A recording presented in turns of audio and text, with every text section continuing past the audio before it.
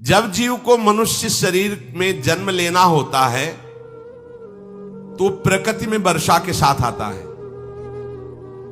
प्रकृति में वर्षा के साथ आया और फसल में मूली, गाजर, गेहूं, अन्न, इनमें वो जीव प्रवेश करता है और उसे माता पिता दोनों पाते हैं। तो सप्तम धातु वीर के रूप में परिणित होता है जीव। वो वीर कण के रूप में माता के उदर में जब प्रवेश करता है तो एक रात्रि में मां का और पिता का, दोनों का वो जो वीर मिलता है, उस रज और वीर के मिलने से एक कलल सा बनता है। 5 रात्रि व्यतीत होने के बाद एक बुदबुदा सा बनता है। 10 रात्रि व्यतीत होने के बाद एक बेर की सी आकृति होती है। फिर उसके बाद उसमें धीरे धीरे मांसपेशियां बढ़ने लगती हैं। 1 महीने में उसके सिर निकल आता है, 2 महीने में हाथ पांव अंगों का विभाग होता है, 3 महीने में नख, रोम, अस्थि, चर्म, स्त्री पुरुष के चिन्ह प्रकट हो जाते हैं, 4 महीने में मांसादि 7 धातुएं प्रकट हो जाती है, 5वें महीने में चेतना जागृत हो जाती है। जैसे अपने चेतना, ऐसे 5वें महीने में गर्भस्थ शिशु की चेतना जागृत हो गई। जीव है पर चेतना 5 महीने बाद मां के गर्भ में जागृत।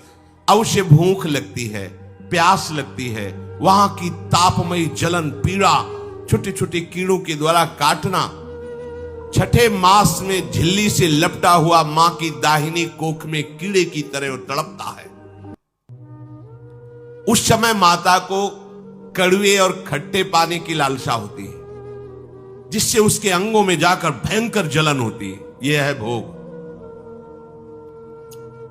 वो कृमि कीड़े की तरह तड़पता है। मलमूत्र के गड्ढे में बीच में झिल्ली में बंधा हुआ वो जीवात्मा सुकुमार तो होता है, वहां के कीड़े उसे नोचते छोटे छोटे, वो तड़पता है। माता प्रसन्न होती कि जब बच्चा हिलता है, बोले है उसकी दुर्गति हो रही, वहां भयंकर कष्ट पा रहा है। ऐसा क्लेश होता है कि क्षण क्षण में बेहोश होता रहता है। माता के खाए हुए कड़वे, तीखे, गरम, नमकीन, रूखे, खट्टे, यही पदार्थ पाने की इच्छा होती है माता, क्योंकि उसको भोग भोगना है। उसके कोमल शरीर में भयानक पीड़ा होती है जब माता ऐसे पदार्थ खाती है। गर्भाशय की झिल्ली में लिपटा हुआ, आंतों और मलमूत्र से घिरा हुआ सिर, पेट की और पीठ और गर्दन एक कुंडलाकार, ऐसे कंकण जैसा, ऐसी आकृति गर्भस्थ शिशु की होती है। पिंजड़े में बंद पक्षी के समान पराधीन, ना तो वो हिल डुल सकता है, ना बोल सकता है, बड़ा असमर्थ दुख को भोग रहा है। चेतना पूरी है। इसी समय भगवान द्रवित होकर उसे ज्ञान देते हैं, गर्भस्थ शिशु को, सबको। जी उसे ज्ञान होता है तो सैकड़ों जन्म के कुकर्मों से याद आते हैं, सैकड़ों जन्म के। ओहो, ये मेरे कर्म का ही फल, मैंने ऐसे कर्म किए इसलिए ये दुख भोग रहा हूं। बेचैन हो जाता है, कैसे निपट पाऊंगा, सैकड़ों जन्म के कर्म जमा है। अब महान अशांति उसके हृदय में, उस शरीर में भयंकर पीड़ा।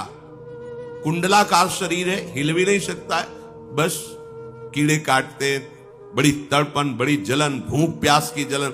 अब एक और भयानक जलन हुई, उसे स्मरण हो जाता है कई जन्मों के, सैकड़ों जन्मों के पाप कर्मों का।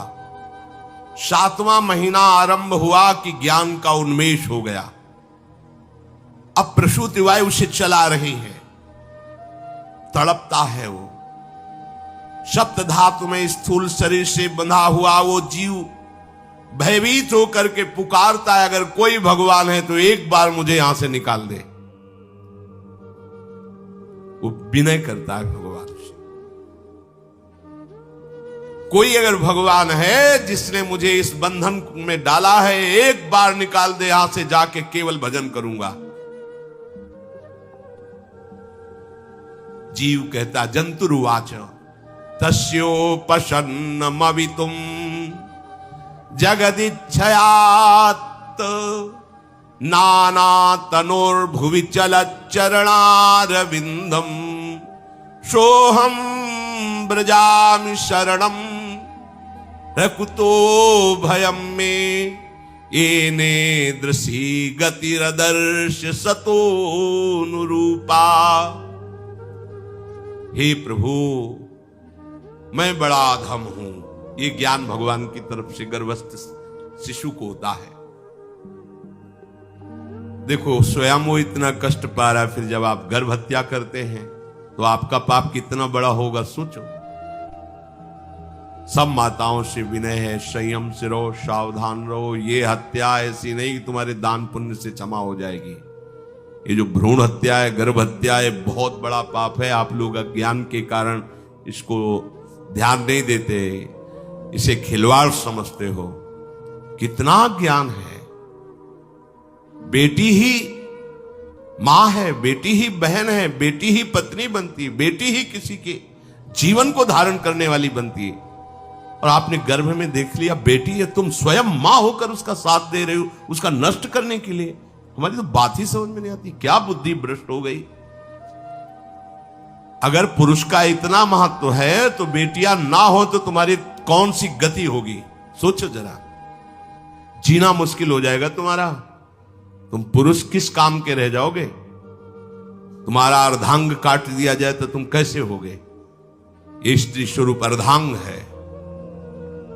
जिस घर में मां बहन नहीं है, स्त्री स्वरूप नहीं, स्मशान जैसा वो होता है। ध्यान दीजिए, ये बहुत बड़ी गलती है जो अपनी बेटियों की हत्या करते हैं। ये वो पाप है जो अक्षम्य अपराध है।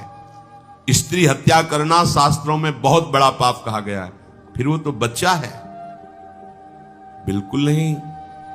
जिनसे हो गया है, श्रीमद् भागवत का सप्ताह मूल संस्कृत से सुनो और भगवान से प्रायश्चित प्रार्थना करो कि हे नाथ, भूल से गलती हो गई, दूसरा कोई उपाय नहीं। ध्यान से समझ लीजिए, तुम्हारे भ्रूण हत्या गर्भ हत्या के पाप को नष्ट करने में एकमात्र श्रीमद् भागवत समर्थ है, दूसरा कोई नहीं।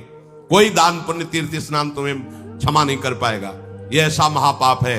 अगर हृदय में जलन करके और मूल संस्कृत के द्वारा पूरी 7 दिन में भागवत श्रवण की जाए नियम से, तो भागवत समर्थ है, इस हत्या के पाप से भी आपको मुक्त कर देगी। जिनके ऐसे हत्या हो गई हो करवा लो, नहीं तो बुद्धि आगे भ्रष्ट करके तुम्हें हरि गुरु से विमुख कर देगा। ये पाप ऐसा नहीं कि तुम्हें 2-4 माला घुमाने से क्षमा हो जाएगा। ये महत अपराध है। सबकी समझ में नहीं आता, समझ जाओ, नहीं तो आप जहां भी हो वहीं से भ्रष्ट कर देगा। ये अपराध नष्ट नहीं होगा, श्रीमद् भागवत की कृपा से नष्ट हो जाएगा। यह हमें बहुत विश्वास है। श्रीमद् भागवत सप्ताह की यह है ही महामहिम। प्रेत योनि को प्राप्त धुंधकारी को सीधे भगवत पार्षद स्वरूप देकर परम पद में आरूढ़ कर दिया। केवल 7 दिन की मूल संस्कृत एक भी श्लोक नहीं छूटना चाहिए। अगर सप्ताहिकी का पारायण हो तो इस भ्रूण हत्या गर्भ हत्या से भी निवृत्ति मिल जाए। अब वो जीव भगवान को पुकारता है, मैं बड़ा नीच अधम हूं। भगवान, आपने जो मुझे गति दिखाई है तो मेरे कर्म के अनुसार ही है, आपका इसमें कोई दोष नहीं। हम लोग जब कष्ट भोगते तो भगवान से कहते हैं हमने तुम्हारा क्या बिगाड़ा। भगवान ने नहीं बिगाड़ा, तू खुद देख क्या बिगाड़ लिया अपना। करो पापाचरण। अब देखो, हमने तो जीवन में कोई पाप नहीं किया और कितने गर्भ हत्या की है, कितनी खिलवाड़ समझे हो। ये बिल्कुल भयावह चीज है, आप लोगों को नहीं। हम बार बार इसीलिए कह रहे कि भयावह वस्तु है, तुम्हें बहुत ऊंचाई से घसीट के भ्रष्ट कर देगी। बहुत होश में हो, भूल के कभी ऐसा न करना जहां तक हमारी आवाज पहुंचे, जहां तक सुनाई दे। गर्भ हत्या मत करना, संयम से रहो।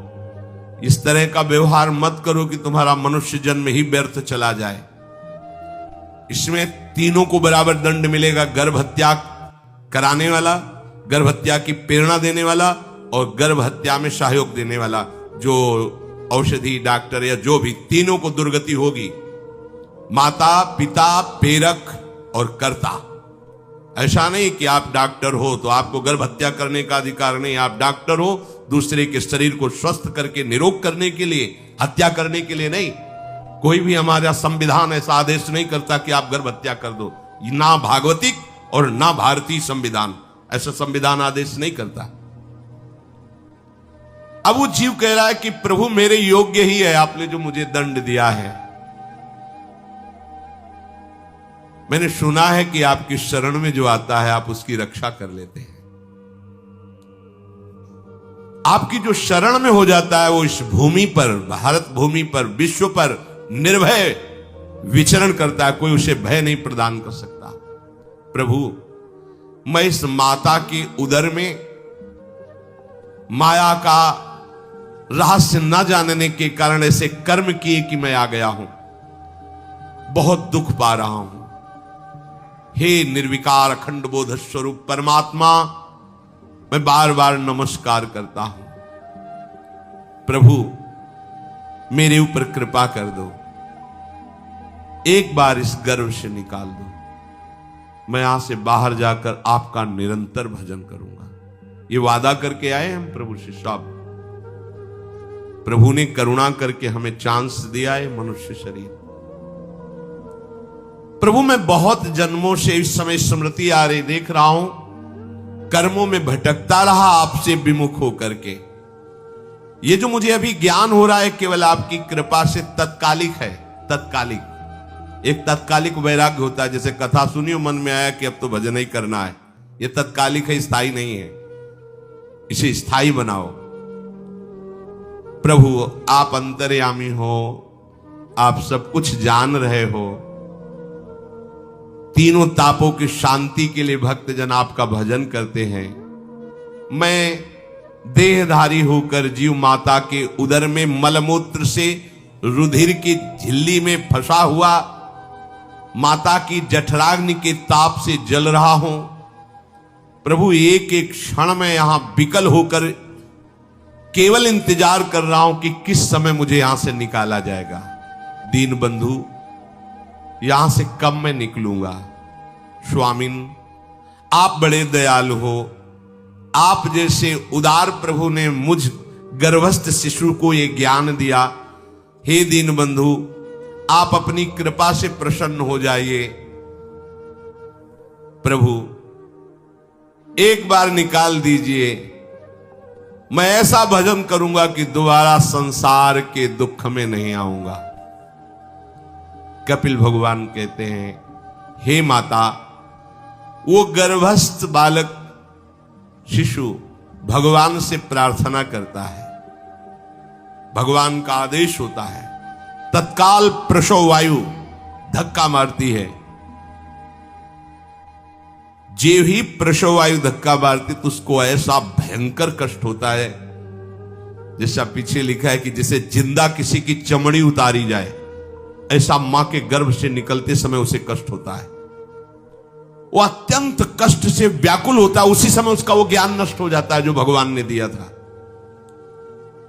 उस समय उसकी श्वास की गति रुक जाती, जैसे किसी का गला दबा दिया जाए तो कैसा लगेगा। ऐसी ही पूरी की पूरी भागवती की स्मृति नष्ट हो गई। होश आया तब देखा कि वो बाहर पड़ा हुआ है, माता के उस मलमूत्र में सना हुआ बिष्ठे की कीड़े की तरह। गर्भवास में जो दिव्य ज्ञान प्रकट हुआ था भगवान की कृपा से, वो सब नष्ट हो गया। भूमि परत भा ढाबर पानी, तिम जीवे माया लपटानी। चेतन आई तो रोने लगा। वो ज्ञान कहां गया, वो ज्ञानदाता कहां गया। वो कहता कहां कहां, बोले थाली बजाओ, बच्चा हुआ है। और वो तो रो रहा है कि कहां, वो ज्ञान कहां गया जिसके बल से मैं कह रहा था कि बाहर निकाल दो, मैं आपका भजन करूंगा। सब खत्म ज्ञान। जो लोग उसका अभिप्राय नहीं समझते वो उत्सव मनाते हैं। बालक हुआ है, वो रो रहा है, वो कहां गया ज्ञान, कहां कहां कहां। छोटा बालक यही रोक कहता कहां।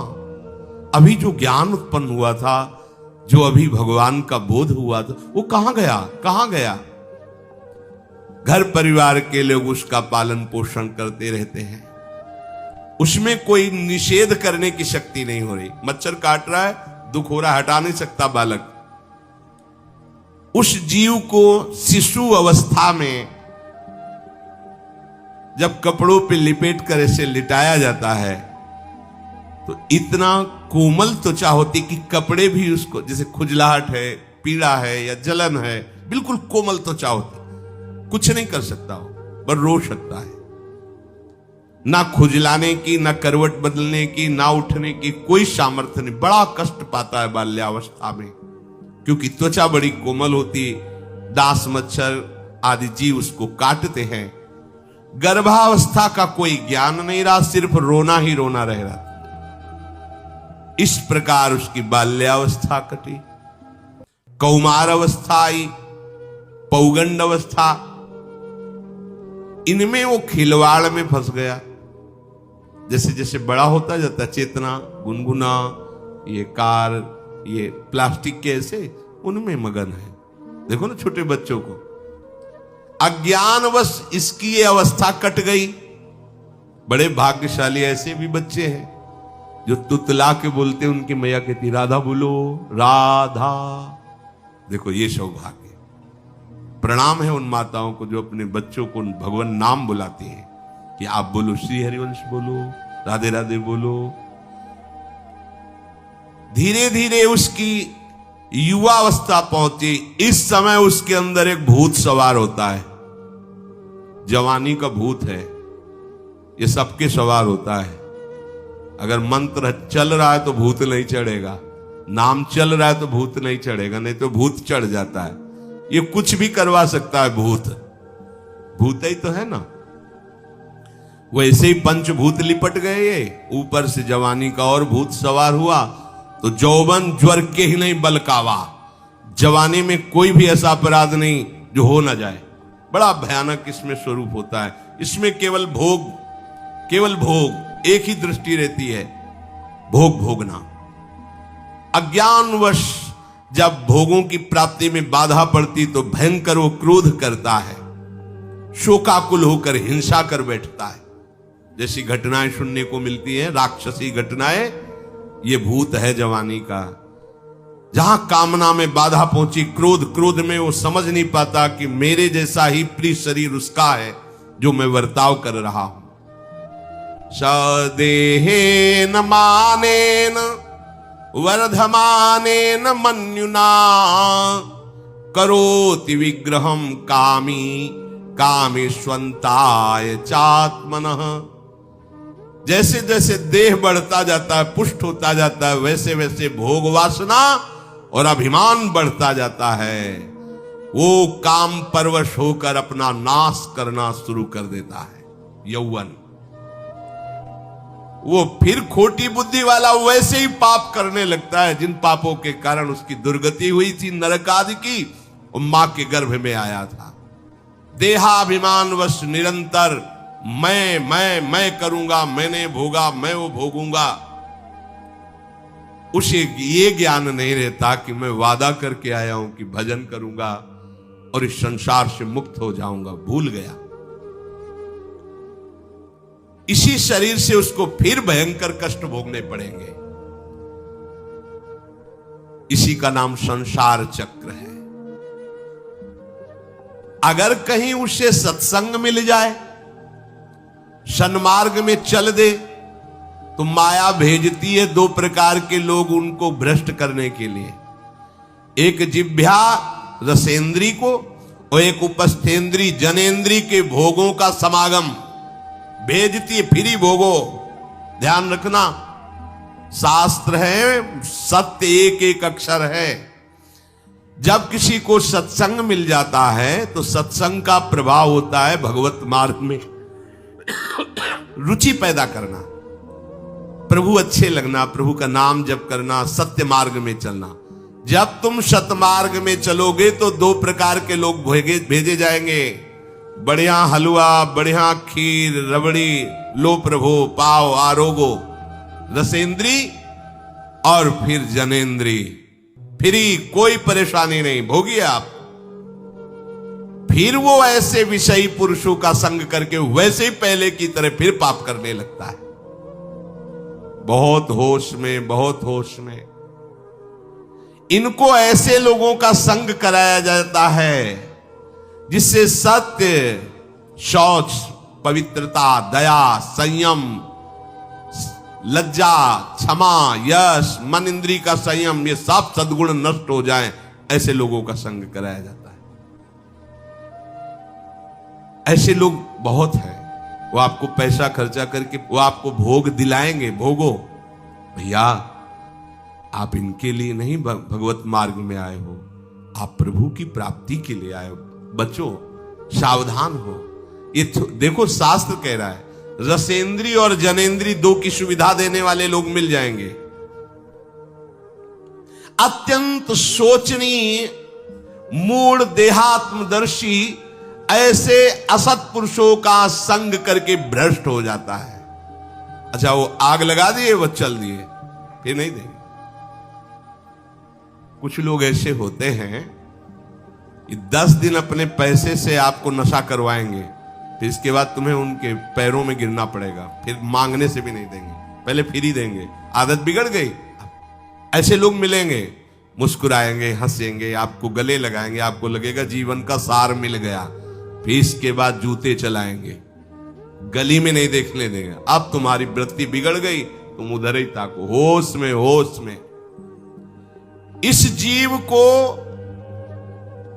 किसी और के संग से ऐसा बंधन, ऐसा मोह नहीं होता जैसा कामिनियों के संग से होता है। भगवान कपिल देव जी कह रहे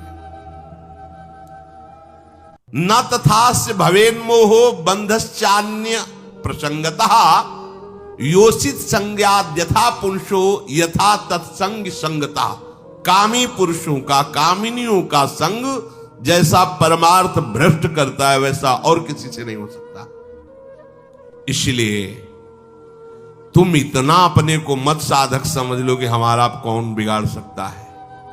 उदाहरण में दे रहे, प्रजापति स्वाम दुहितरम दृष्ट्वा तद्रूप धर्षितः रोहित भूताम शोनवधा वृक्ष रूपी हतत्रपहा। स्वयं प्रजापति भगवान ब्रह्मा जी ने अपनी पुत्री को जब देखा, प्रसंग आता है, सरस्वती जी, बहुत सुंदर सरस्वती जी है, तो अपने को संभाल न सके। उनके रूप, लावण्य और यौवन के स्वरूप को देखकर भगवान ब्रह्मा जी आकर्षित हो गए। इसलिए दूसरों की तो बात ही क्या है, हम सब ब्रह्मा के ही बनाए हुए हैं। वो आकर्षित हो गए। इसलिए बलम में पश्चिमाया स्त्री मैया जैनो दिशाम या करोति पदाक्रांतान भूर्विजंभेण केवलम। हे माता, मेरी माया का बल देखो, जो अपने पैरों से विश्व को कुचल सकते हैं, ऐसे दिग्विजयों को अपने पैरों के नीचे कुचल दे, वो मेरी माया है। देखो, बलम में पश्चिमाया स्त्री मैया जैनो दिशाम, जो 10 दिशाओं पर विजय प्राप्त कर सकते, उनको भी घुटने टिकवा दे, ये मेरी माया है।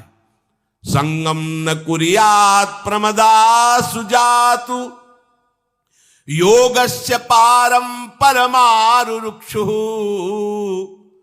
मत्सेवया प्रतिलब्धात्म लाभो वदन्ति या निरय द्वारमस्य। श्री भगवान कह रहे हैं, अहो मेरी इस माया का बल देखो। इसलिए जो मेरे को प्राप्त करना चाहता है, योगारूढ़ होना चाहता है, भजन में आगे उन्नति चाहता है, उसे चाहिए जो तुम्हें भ्रष्ट करने के लिए इशारे करे, चाहे स्त्री हो चाहे पुरुष, तजिए ताहि कोटि बैरिशम यद्यप परम सनई। वो मित्र नहीं, वो माया के द्वारा भेजा हुआ दूत है। चाहे कोई भी हो, होश में तुम समझते हो कि बाजी जीत गए, भाग्य खुल गए, तरस रहे थे भोगों के लिए, मिल गए भोग। अरे नारकी गतियों से बचने के लिए तुम्हें अवसर मिला था, फिर नरक जा रहे हो। तुम समझते हो कि इसको भोग ले तो सुखी हो जाए, उसको जो भोग रहा है वो समझता है उसको भोग ले तो सुखी हो जाए। उसको वो पूरी सृष्टि इसी भ्रम में फंसी हुई है। होश में हो जाओ। जो परम पद चाहता है, भजन करना चाहता है, ठीक से मार्ग में चलना चाहता है, उसे शब्द भगवान के याद कर लेने चाहिए। चाहे वो स्त्री हो चाहे पुरुष, जो तुम्हें गंदी बातें सिखाए, गंदी बातें दिखाए, गंदी बातें करने के लिए प्रोत्साहन दे, जाके संग कुमति मति उपजय करत भजन में भंग तजोरे मन हरि विमुखन को संग। गृहस्थ हो तो धर्म के अनुसार अपनी पत्नी मात्र में सीमित रहो। ये उद्दंडता तुम्हारा नाश कर देगी। ये जो आज नई रीतियां चल रही हैं, ये भगवान ब्रह्मा जी ने अपने पुत्रों को बुलाया। चारों युग ये पुत्र हैं भगवान ब्रह्मा के, सतयुग, त्रेता, द्वापर, कलयुग। सतयुग से कहा भाई हमने रचा है नरक, तुम्हारा स्वभाव सत्य में स्थित होना है, इसलिए हमारी आज्ञा का पालन करो कि नरक खाली भी नहीं रहना चाहिए। तो उनका पिताश्री जब हमारा स्वभाव आपने ही रचा है तो मेरे राज्य में कोई नरक जाए, भूल चूक से किसी को नरक नहीं जाने देंगे। त्रेता से कहा तो उन्होंने कहा कोशिश करेंगे अपने बड़े भाई का अनुगमन करने की। द्वापर से कहा तो उन्होंने कहा कोशिश करेंगे आपकी आज्ञा का पालन करने की। समझना। लेकिन जब कलयुग आया तो मुस्कुरा के बोला, पिताश्री जैसे बड़े भैया ने कहा मेरे राज्य में कोई नरक मेरी जानकारी में नहीं जा पाएगा, ऐसे ही मेरे राज्य में कोई स्वर्ग या परम पद मेरी जानकारी में नहीं जा पाएगा। मैं सीधे हाउसफुल करूंगा नरक। देख लो ना, शराब पीना, व्यभिचार करना, जुआ खेलना, चोरी करना, हिंसा करना, इसके प्रधान स्थान है। ब्रह्मा जी से कहा आप चिंता मत करो, जैसे बड़े भैया कहते हैं कि हमारे राज्य में कोई नरक नहीं जाएगा, ऐसे हम आपको वचन देते हैं। अगर हमारी दृष्टि पड़ी तो न स्वर्ग जाने देंगे न परम पद में जाने देंगे। तभी महाप्रभु कहते पाए जान जगत में सब जन कपटी कुटिल कलयुगी तंचु। कलयुग ने सबको देख रखा है, सबको अधीन कर रखा है। अगर बच सकते हो तो एक हरिनाम है, राधा नाम है, जो कलयुग का प्रभाव नहीं पड़ने देगा। इसलिए होश में, चाहे वो पुरुष हो या स्त्री हो, रिश्तेदार हो, नातेदार हो, कोई हो, जिसके संग से भोग वासना बढ़े, भगवत विमुक्ता हो, दूरी बना लो, तत्काल दूरी बना लो। वो मित्र नहीं, वो भारी दुश्मन है, जो तुम्हें फिर वही दुर्गति में ले जाएगा जो गर्भ में वादा किया वो नहीं कर पाओगे। भगवान कह रहे मैं इसलिए मना कर रहा हूं कि ये खुला हुआ नरक का द्वार है। वदंती या निरय द्वारमस्य, निरय माने नरक का द्वार, अस्य माने ये भोग विलासिता खुला हुआ नरक का द्वार है। इसका भाव यह है कि इसमें सुख तो है नहीं, सुख भासता है। भासना और है में अंतर है।